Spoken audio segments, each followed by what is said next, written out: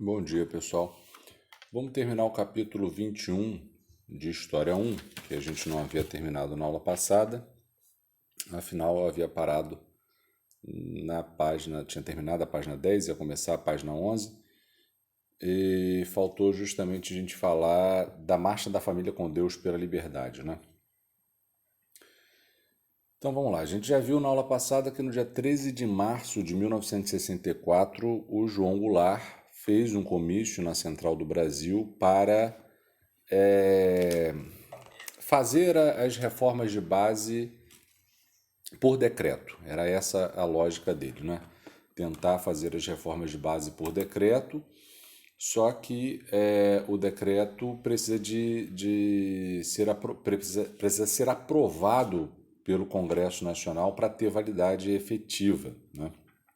Então, a ideia dele era assinar os decretos que eram interessantes, né, para os seus apoiadores e fazer com que os apoiadores pressionassem o Congresso a aprovar esses decretos, né, que iriam fazer as reformas de base. No caso, os dois decretos que ele assinou lá no comício do dia 13 de maio foi um fazendo a nacionalização das refinarias de petróleo e outro fazendo a reforma agrária. Só que, ao invés dele conseguir mais força com aquele episódio do 13 de março, né, do comício da Central do Brasil, o que o João Goulart fez foi deixar as elites mais temerosas ainda de que o seu governo pudesse descambar, né, para algo semelhante a uma república sindicalista ou até mesmo um país comunista ou coisa do gênero, né? E aí, a partir do dia 13 de março de 64, as oposições a João Goulart se intensificaram ainda mais até que 6 dias depois, ou seja, no dia 19 de março de 1964, aconteceu lá em São Paulo uma manifestação muito maior do que aquela que havia sido organizada pelo próprio João Goulart no dia 13, na Central do Brasil. Lá em São Paulo, no dia 19, ocorreu a chamada Marcha da Família com Deus pela Liberdade, que teria contado aí com a participação de cerca de 500 mil pessoas, meio milhão de pessoas, numa época que não tinha rede social, né? Alguns historiadores hoje questionam esse número e falam em 300 mil. De todo modo, a Marcha da Família com Deus pela Liberdade certamente foi muito maior do que aquele episódio do dia 13 de março. O que mostra que a sociedade brasileira naquela época estava bastante dividida, né, entre aqueles que apoiavam João Goulart e aqueles que eram contra. Porém, a Marcha da Família com Deus pela Liberdade demonstrou que os seus opositores, se não eram a maioria, estavam melhor organizados, né? Até porque contavam com financiamento americano, né? Com apoio da mídia, enfim. E aí, da primeira marcha da Família com Deus pela Liberdade, porque não foi uma apenas, né? Existiram várias.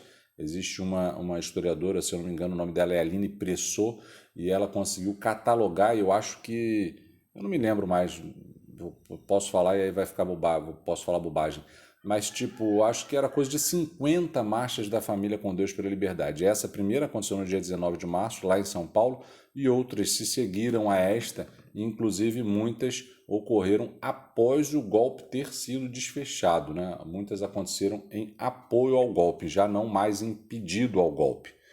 Bom, então, no dia 19 de março acontece essa manifestação, e o que eu quero que vocês compreendam é que, se por um lado essa manifestação foi bastante expressiva, porque contou com o apoio, né, da mídia de forma geral e também dos grupos internacionais, dos grupos econômicos internacionais e da grande elite brasileira, né, o que essa manifestação está expressando é que o governo João Goulart não tinha, né, uma base sólida que pudesse, digamos assim, conduzir a sua política econômica, né?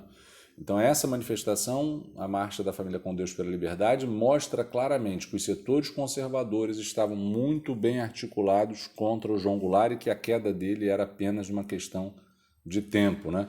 Muitos até pensavam em deixá-lo terminar o mandato, mas a partir do comício do dia 13 de março, que ele fez na Central do Brasil, medo de que ele pudesse liderar aí um levante popular ou até mesmo o medo de que ele pudesse tentar continuar no comando do país, fez com que o golpe fosse antecipado, né, contra o presidente com apoio da CIA. Não é? Que na época o apoio dos Estados Unidos ao golpe de 64 era negado, mas hoje a gente sabe que isso é verdade, né? Inclusive eu já indiquei um documentário para vocês chamado O Dia que Durou 21 anos. Bom, então no dia 19 de março houve a Marcha da Família com Deus pela Liberdade. O João Goulart, ao invés de perceber que aquilo ali era já um momento de grave crise do seu governo, ele ainda cometeu um outro erro, né? Subestimou aquele movimento e como era um movimento fortemente liderado pelos grupos católicos, né? Por isso o nome é Marcha da Família com Deus, né?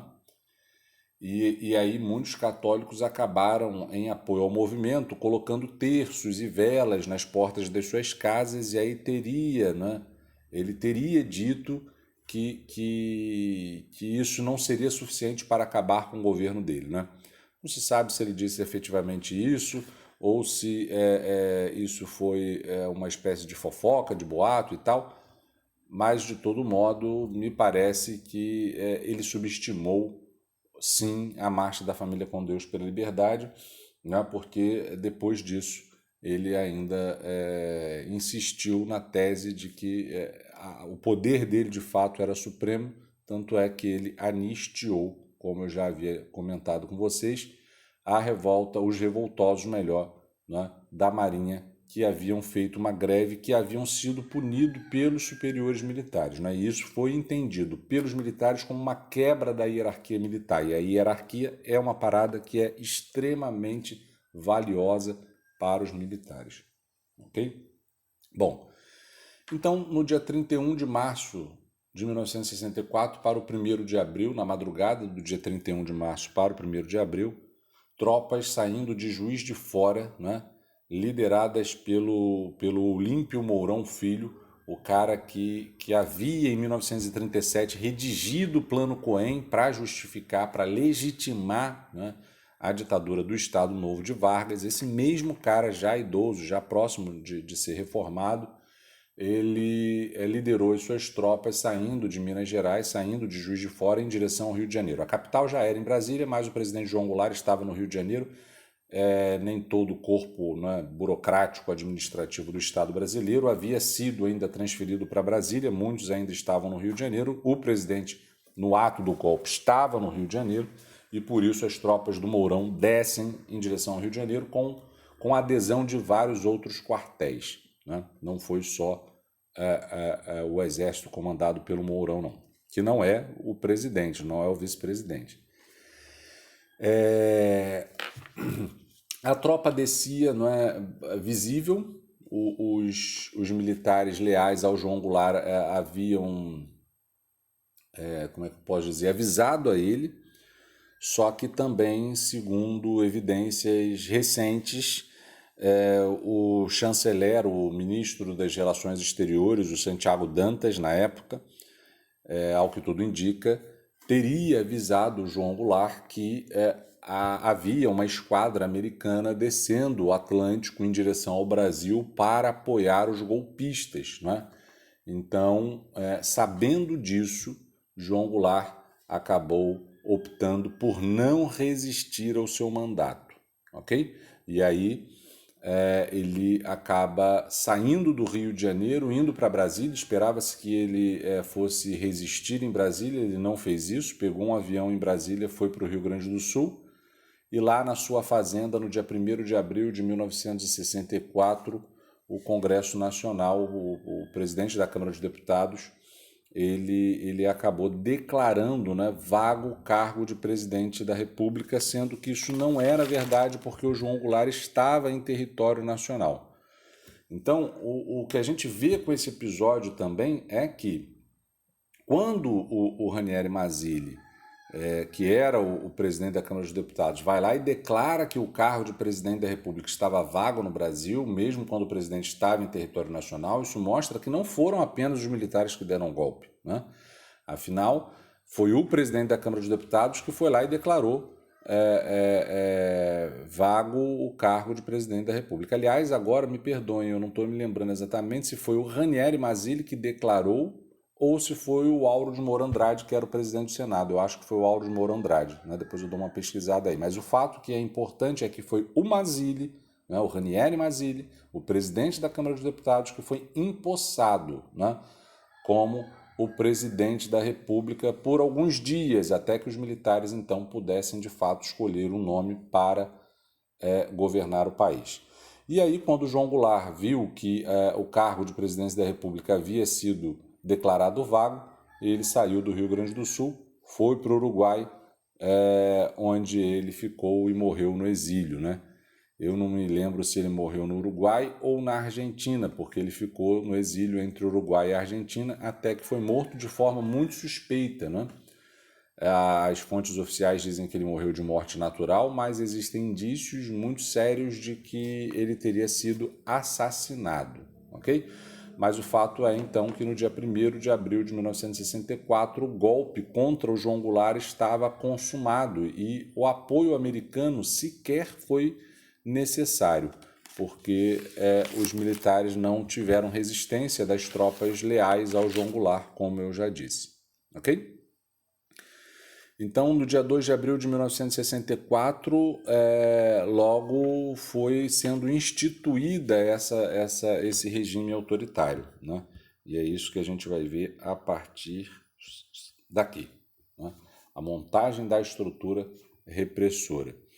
Eles vão aprovar o primeiro ato institucional, né, um decreto-lei, que estabeleceu, por exemplo, que o próximo presidente seria eleito de forma indireta, ou seja, não seria eleito pelo povo, seria eleito por um colégio eleitoral, né, que era composto por deputados e senadores, okay, que já existiam. Mas o ato institucional número 1, ele também cassou um monte de mandato político, né? Então, os políticos da oposição foram cassados pelo ato institucional número 1. E esse mesmo ato institucional número 1 estabelecia a eleição indireta para a presidência da República. Então, o que a gente pode perceber aí é que os militares eles mantinham uma estrutura para dar aparência de democracia, né, para dizer que havia eleição e tal, mas era indireta a eleição e os deputados da oposição eram cassados, justamente para não votarem em outro candidato que não o candidato dos militares. E outra, a eleição era, no geral, uma candidatura única, né? Os militares não apresentavam 2 candidatos ou 3 candidatos, eles apresentavam um só, beleza? Então, o ato institucional número 1, ele é o primeiro decreto-lei que vai se preocupar em cassar as oposições e estabelecer a eleição para o próximo presidente como indireta, ok? E aí, logo depois, será eleito no dia 15 de abril de 1964, né? Aliás, não, ele foi eleito acho que dia 8 ou 9, perdão, e dia 15 que ele toma posse, né? Foi eleito e tomou posse o general Humberto Castelo Branco, né? Esse cara que era o diretor de estudos da Escola Superior de Guerra. A Escola Superior de Guerra havia sido criada lá no governo Dutra, né, no contexto da Guerra Fria, muito, né, apoiada pelos Estados Unidos, justamente para criar uma mentalidade anticomunista, né, para criar uma ideia de segurança nacional e tal. Então, no dia 15 de abril de 1964, começa o governo Castelo Branco, que é o tema do capítulo 22, mas isso aí a gente só vai ver no próximo capítulo, ok? Então é isso.